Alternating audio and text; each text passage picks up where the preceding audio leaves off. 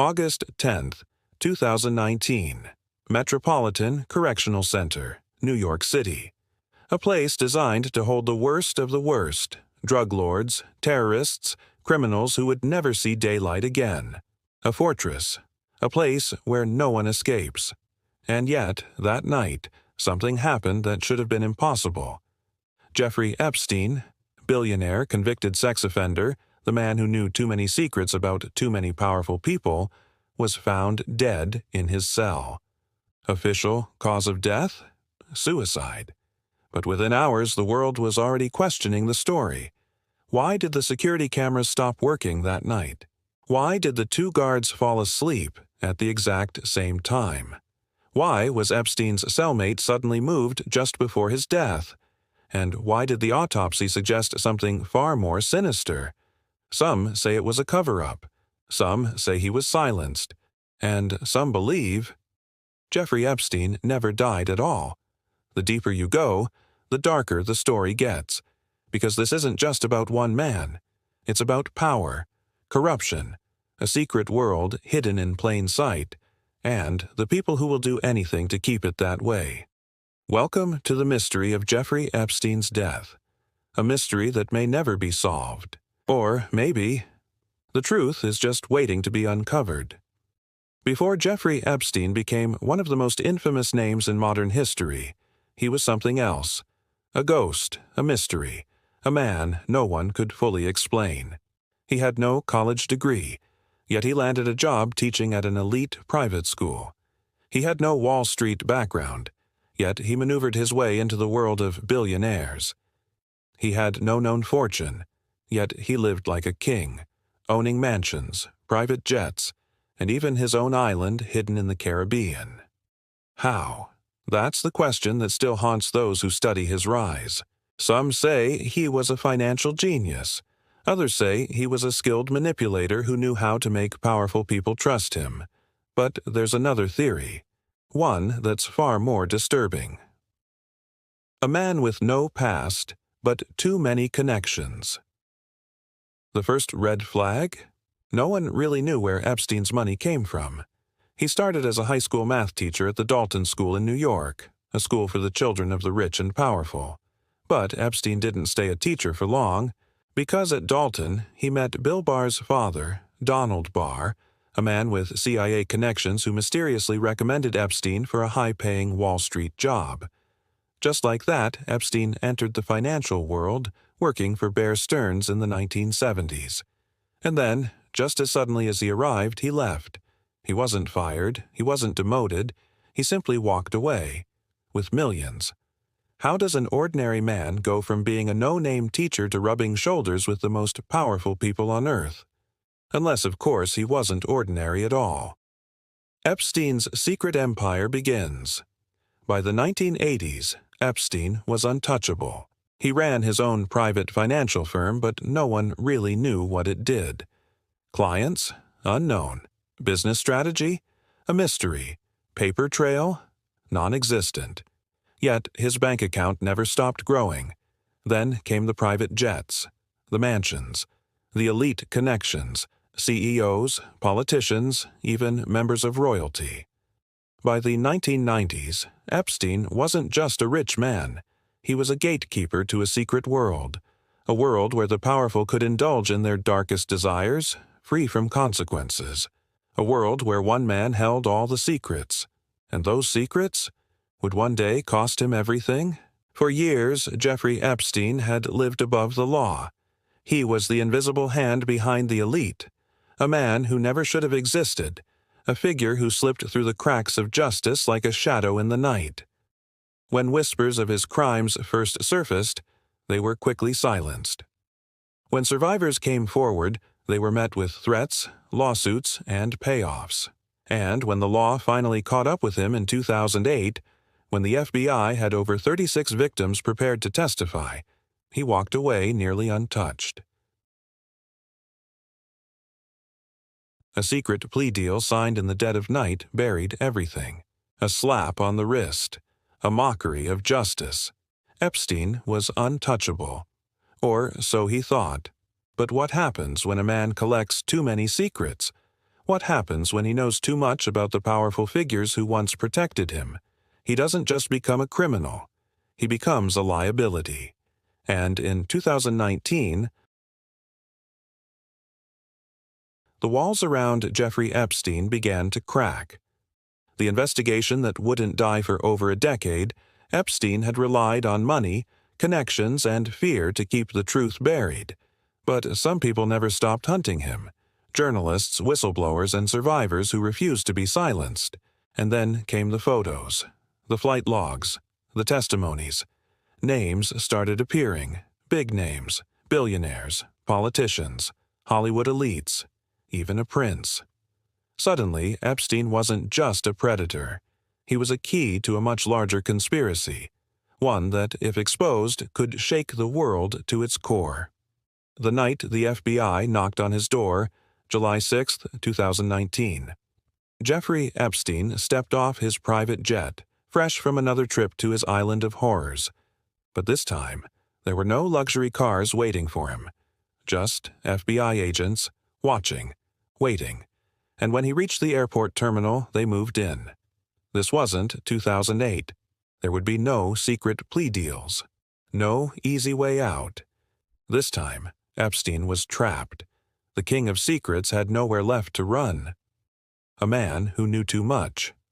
When Epstein was arrested, the world watched in shock.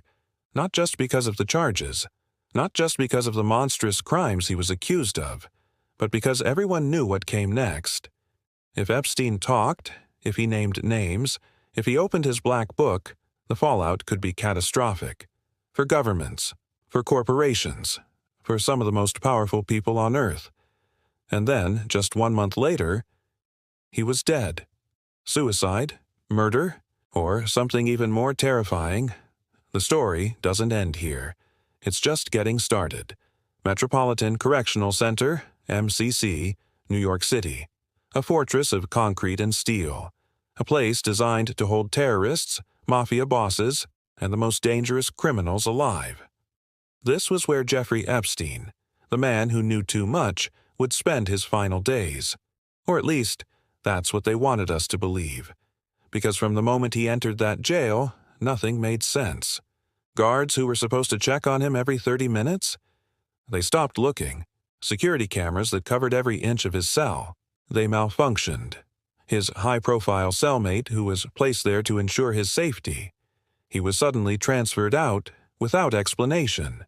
And Epstein, a man who once moved through the highest circles of power, was now alone, unprotected, and trapped in a system that had already failed him once before.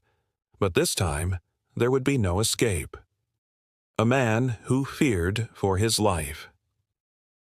In the weeks leading up to his death, Epstein wasn't just another inmate. He was the most high-profile prisoner in America, and according to reports from those who saw him, he was terrified. He told lawyers and visitors, "They're going to kill me." He insisted he was not suicidal. Yet, just days before his death, something strange happened. July 23, 2019. Epstein was found semi-conscious on the floor of his cell with bruises on his neck. The official report? An attempted suicide. But Epstein himself denied trying to take his own life. So what really happened? Was someone trying to send him a message? Or was this the first failed attempt to silence him forever? The night of August 10th. The Vanishing Act. On the evening of August 9, 2019, everything seemed normal inside MCC. Epstein was in his cell. The guards were on duty. The cameras were working. And then, just hours before his death, a series of impossible coincidences unfolded. Both security cameras outside Epstein's cell malfunctioned. The two guards assigned to watch him fell asleep for hours. The logbooks, which should have recorded their movements, were falsified. And when morning came, the king of secrets was gone. Dead, hanging from a bedsheet tied to the top of a bunk bed. The official report? Suicide. But the questions, the ones no one could answer, began immediately. Why would a man who feared for his life suddenly kill himself? Why was he taken off suicide watch just days before his death? Why did the autopsy reveal injuries more consistent with strangulation than hanging? And why did so many people predict his death before it even happened? The moment the news broke, the world refused to believe it. Because Epstein's death wasn't just suspicious, it was convenient. For powerful men with dark secrets, it was the perfect ending. But was it really an ending? Or just the beginning of an even bigger cover-up? A night that should have been just another shift at the Metropolitan Correctional Center. A night that should have ended with Jeffrey Epstein alive, awaiting trial, preparing for the reckoning that so many people feared. Instead, it became one of the most mysterious and controversial nights in modern history. Because what happened in that high-security jail cell defied logic, reason, and belief. And by morning, the most notorious prisoner in America was dead. Or so they told us. A perfect storm of impossible events. The death of Jeffrey Epstein wasn't just suspicious, it was statistically impossible. Everything that could have gone wrong did. And all at the exact same time. The two guards assigned to check on him both fell asleep for hours, at the same time, on the same night. The security cameras outside his cell, which had worked perfectly until then, suddenly malfunctioned. The logbooks were falsified, covering up the fact that no one had checked on him. Epstein, a man over 6 feet tall, allegedly hanged himself using a flimsy bedsheet from a bunk bed barely 5 feet high. And then there was the autopsy. When the medical examiner examined Epstein's body, they found something that set off alarm bells around the world. A fractured hyoid bone. This type of break is rare in suicides, but it's common in cases of strangulation. Even the forensic expert who reviewed the case, the same expert who examined JFK and Martin Luther King Jr.'s assassinations, called Epstein's death highly suspicious. So, was this truly a suicide? Or was Epstein silenced before he could talk? The missing footage. What were they hiding? If Epstein really did take his own life, there should have been proof. The cameras should have captured everything. Yet, when investigators asked for the footage from that night, they were told it didn't exist. The cameras just happened to stop working. No backup recordings. No explanations. No accountability. It was almost as if someone didn't want the world to see what really happened. Who wanted Epstein dead? Jeffrey Epstein's death benefited a lot of people. If he had gone to trial, he could have exposed the dark secrets of the world's elite. He had flight logs, records, names, and some of those names belonged to the most powerful men in the world: politicians, royalty, CEOs, Hollywood elites. Had Epstein talked, careers would have ended, fortunes would have collapsed, governments would have fallen. And that's why so many people never believed the official story. Was this really a suicide? Or was it an execution? The mystery that will never die. Years later, the questions still remain. Who really entered Epstein's cell that night? Why did every system meant to protect him fail at the exact same moment? And was this truly a death? Or was Epstein removed from the equation in another way? Because some believe the real question isn't how he died. It's whether Jeffrey Epstein died at all. Jeffrey Epstein was gone, but the questions refused to die. His death was supposed to be the end of the story, a neat, convenient conclusion to a case that threatened to expose some of the most powerful people on the planet. But instead of silencing the whispers, it amplified them. Because if Epstein's death was truly a suicide, then why did it feel like a cover-up? Why did it feel like someone, or something, had pulled the strings to erase him before he could open his mouth? And, more importantly, who had the most to lose if he ever spoke? The Black Book of Secrets. For years, Epstein operated in the shadows, a man whose wealth and connections made him untouchable.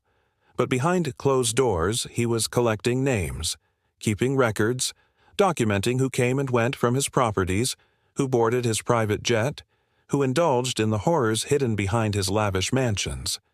And when those records leaked, the world saw names that no one expected. Presidents, princes, tech billionaires, media moguls, Hollywood icons, names tied to governments, intelligence agencies, and industries that shaped global policy. For decades, these people stood at the top of the world, above laws, above scrutiny, above consequences. Until Epstein was arrested, until his secrets became evidence, until he became a threat. The Web of Power, a Conspiracy. Too big to ignore, Epstein's empire wasn't just a personal playground. It was a network. And if there's one thing the world's elite cannot afford, it's exposure. Would powerful men risk their legacies, their careers, their fortunes? Would governments cover up their own complicity? Would intelligence agencies step in to make sure certain truths never saw the light of day? If Epstein talked, he wouldn't just bring one person down. He could bring down entire institutions. A single trial could trigger the collapse of a system built on power, money, and secrets. But a dead man tells no tales. And on August 10, 2019, the man who knew too much was silenced forever. Or was he? A death that solved everything. The moment Epstein's body was discovered, his most powerful connections breathed a sigh of relief. No trial, no testimony, no risk of his secrets ever seeing the light of day. Within days, the case against him collapsed. Survivors were left without justice. The media moved on. The world forgot. But not everyone, because for every inconsistency, for every redacted document, for every shattered camera, a simple truth remained. Someone, somewhere, needed Epstein gone, and they got what they wanted. Was this the perfect crime? If Epstein was murdered, it would be one of the most high-profile assassinations in modern history. If he was allowed to escape, it would mean the world had been lied to on an unimaginable scale. And if he did take his own life, it would still mean that a system designed to hold criminals allowed one of the most wanted men in America to slip through the cracks. So, which is it? And just like that, Jeffrey Epstein was gone. The man who held the darkest secrets of the powerful was erased, conveniently, mysteriously, and permanently. But did his death truly end the story? Or did it just deepen the mystery? Because even now, the questions refuse to die. Did Epstein really take his own life, or was he silenced? Who ordered the cameras to fail, the guards to sleep, the records to disappear? And most importantly, what happened to the secrets he left behind? One thing is certain. The world was never meant to know the full truth. The names, the crimes, the network. It was all too big, too powerful, too dangerous. And perhaps that's why, no matter how deep we dig, we always hit the same wall. A wall built by money, power, and silence. But the truth has a way of resurfacing. And the real question is, when it does, will the world be ready? Or will those in the shadows make sure we never find out? A suicide, a hit job, or something even more sinister? One thing is certain. The truth was buried with Jeffrey Epstein, and whoever ensured his silence is still out there,